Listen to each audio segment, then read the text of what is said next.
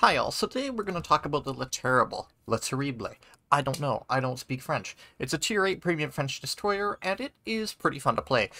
It pretty much completely embodies the standard French destroyer gameplay style of no smoke, good gun power, main battery reload booster, and killing shit. It's a good boat on the whole.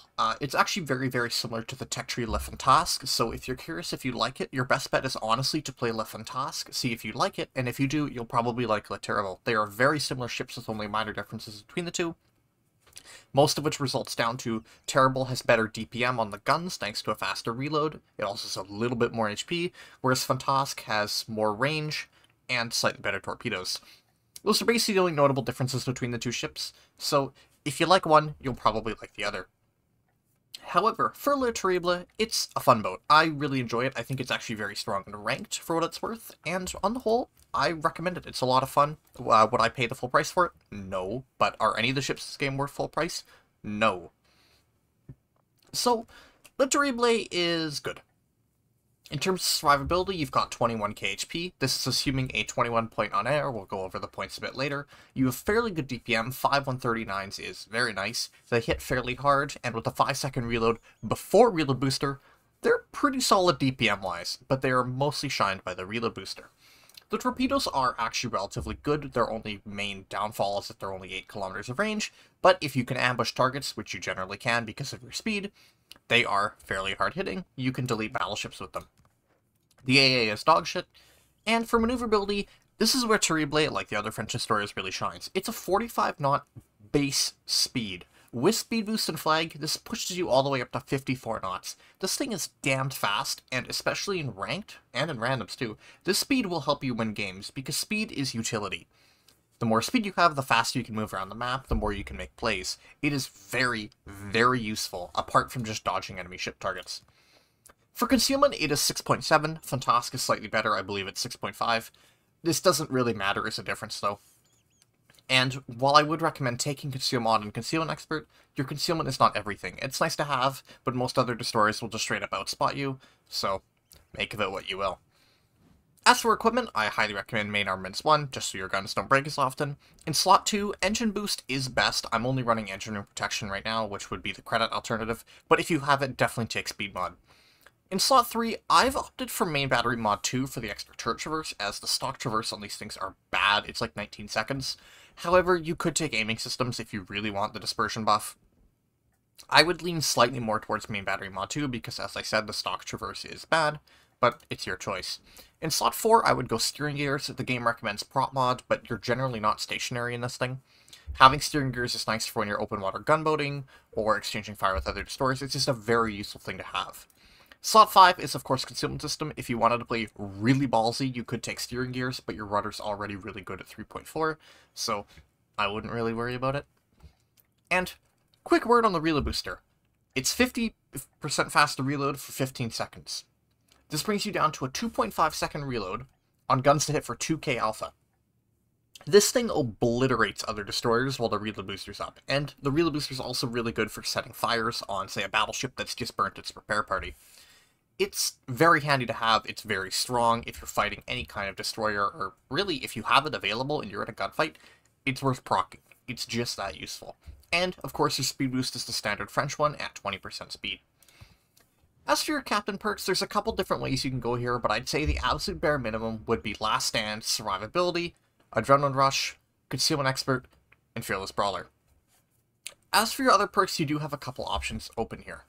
Superintendent is okay if you want the extra reload booster and the extra speed boost. I choose not to bring it, but it is valuable to have.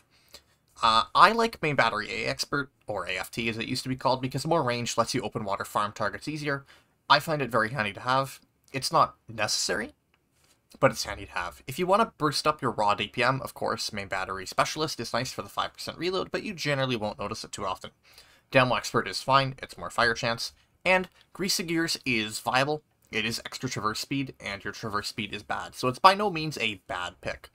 Of course, Priority Target is always an option. I don't run it, but if you find it helpful, it is arguably worth running. Consumables enhancements can be nice for the extra speed boost if you're already combining it with speed mod, but again, this is a 2-pointer and the ship is already fairly point hungry as is. So, into a replay game, which happens in ranked for a change. This is a ranked game on Haven. It's Bronze League, so make of the players what you will, and we're just going to start somewhat into engagement because you probably don't want to watch the first minute and a half of just sailing. So, I've looked at this match in advance, and by having Matchmaking Monitor open, I can tell you that I have no faith in the A-side flank.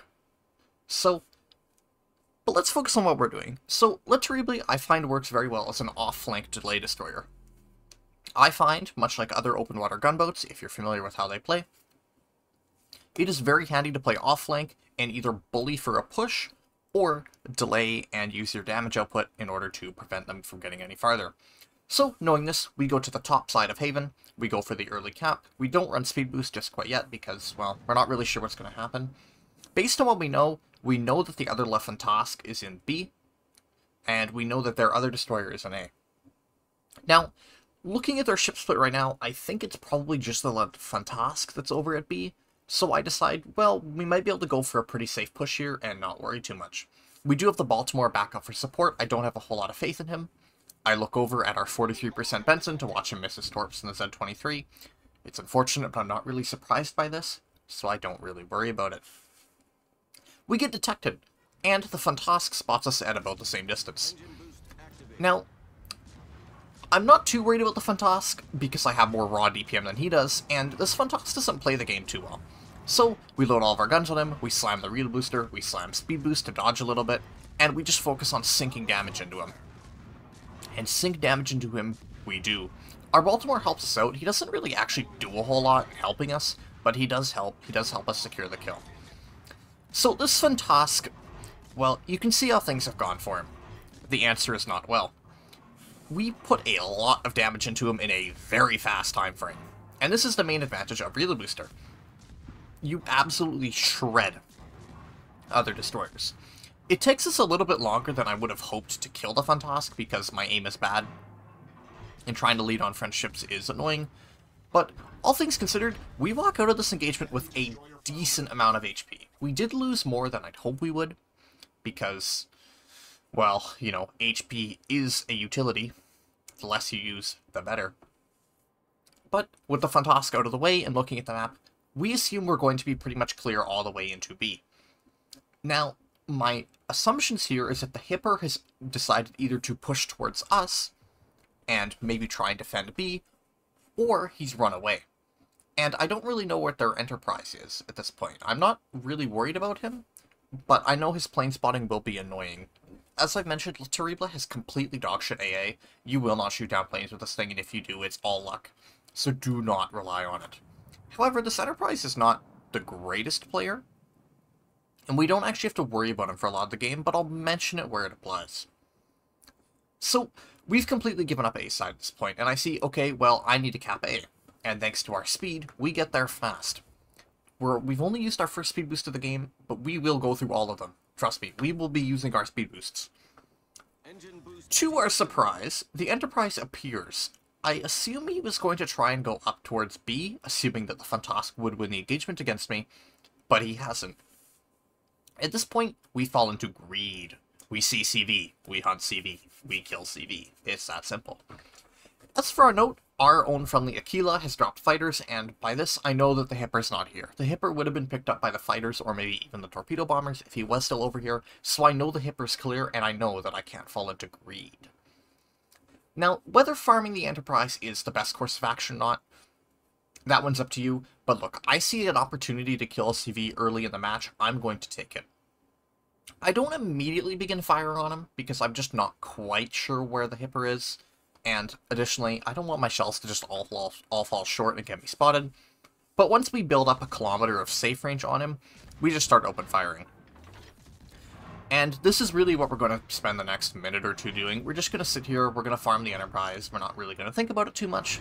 We're going to hope that our Baltimore or maybe our Zeton chime in to help out. But, on the whole, we're just going to farm the CV. Unfortunately, because CVs get decent armor against destroyers, because fun gameplay, we don't actually do a whole lot of damage to them, but we do pick up the capture point, and I'm not super concerned with killing the CV, I hope I do, but at this point I'm more worried with going down to A. Because, well, Realistically, I'll be able to kill the Enterprise. I'm not burning a reload booster on him. In hindsight, I absolutely could have, but I didn't know what the situation was like, and I wanted to save the reload booster. If I'd had Superintendent, this would have absolutely been a free burn, but in the situation, I decided not to. We just pour HE into him, he tries to bomb us with AP, nothing happens because he's not exactly the best Enterprise player I've ever seen, and we continue onwards. We still have not seen the Hipper for a while, which is weird. I'm not really sure where he is. I assume he's fairly out of the game if our Zeton hasn't spotted him, so I play fairly aggressive in my upcoming plays, and we do spot the Hipper. He's all the way down at the bottom of A. I don't know why he doesn't try and fight against us and contest us, but it is what it is. We burn out the Enterprise. In fact, I get the final kill credit, which is very nice. It's always a good feeling to sink enemy aircraft carriers, and the NT goes for a torp bomb. This is a bonus of Le Terrible's speed. This guy is going to try and torpedo us, and, well, with our engine boost up, we straight up outrun him. We literally do not have to worry about the torpedoes because we just outrun them. I neglected to mention that we did hit our speed boost slightly earlier, and this will allow us to get all the way down to A faster, because, with the Z-23 going towards C and having killed our own Aquila, supremely fortunate that a CV is 2 of the first ships dead, we know that we're probably going to be playing a point disadvantage here. Our own positioning is interesting, and with the Z-23 capping C, we're going to be at a point disadvantage. We're already down slightly, but we're not too worried. We get a very lucky cap reset on the Z-23 by firing at him. It doesn't really do anything, but it makes us feel better about ourselves.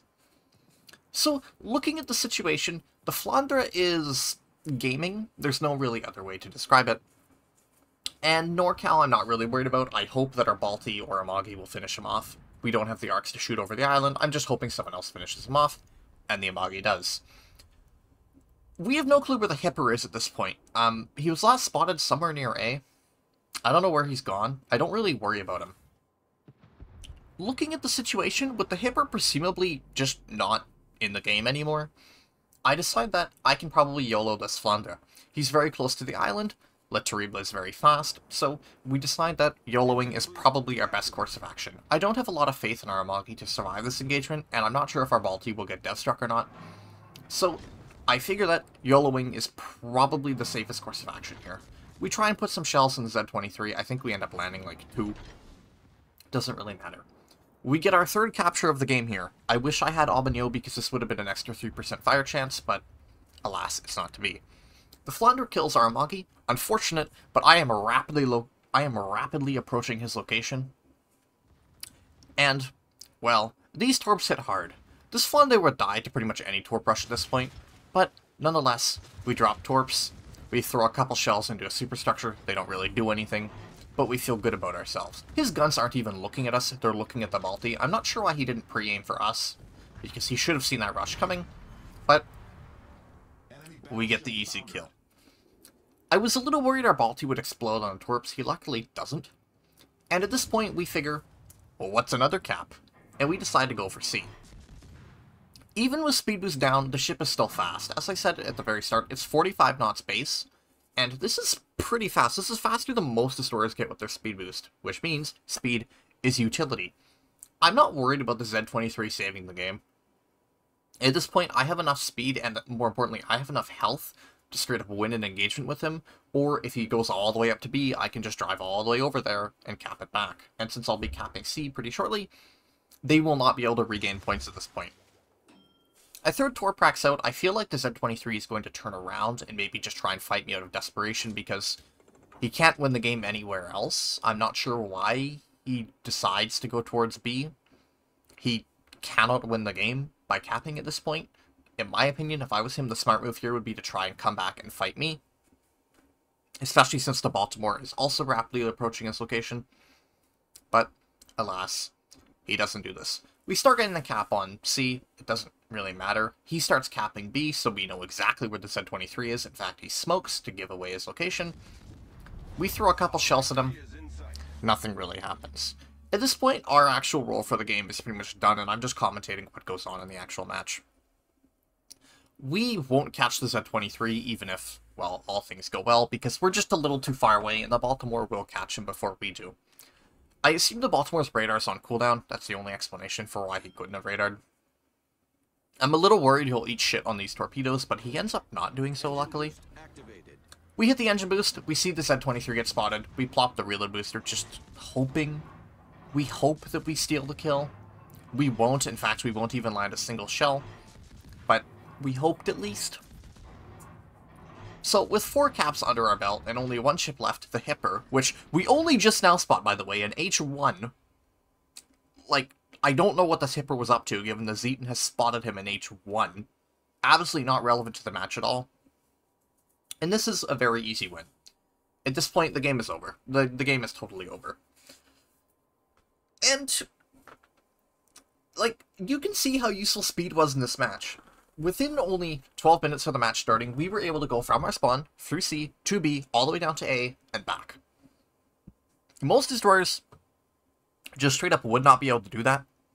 And the sheer amount of speed I had allowed me to get a lot of capture points, and, in general, make a lot of plays.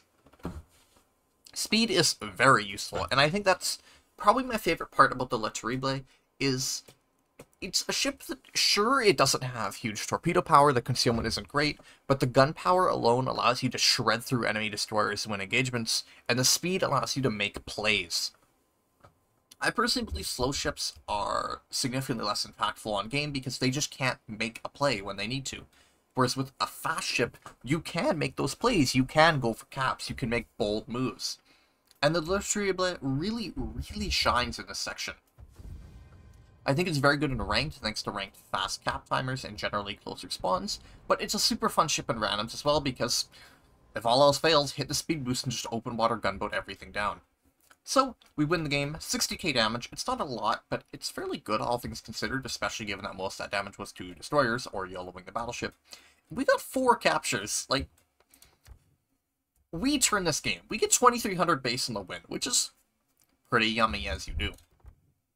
As for our detailed, well, we pretty much did the entirety of the fun task, and it's a ship I like a lot. I recommend it. I wouldn't pay for it at full price, and definitely play the fun task first to see if you prefer it. But I really enjoy it. Thank you all, and I will see you all again another time. Bye.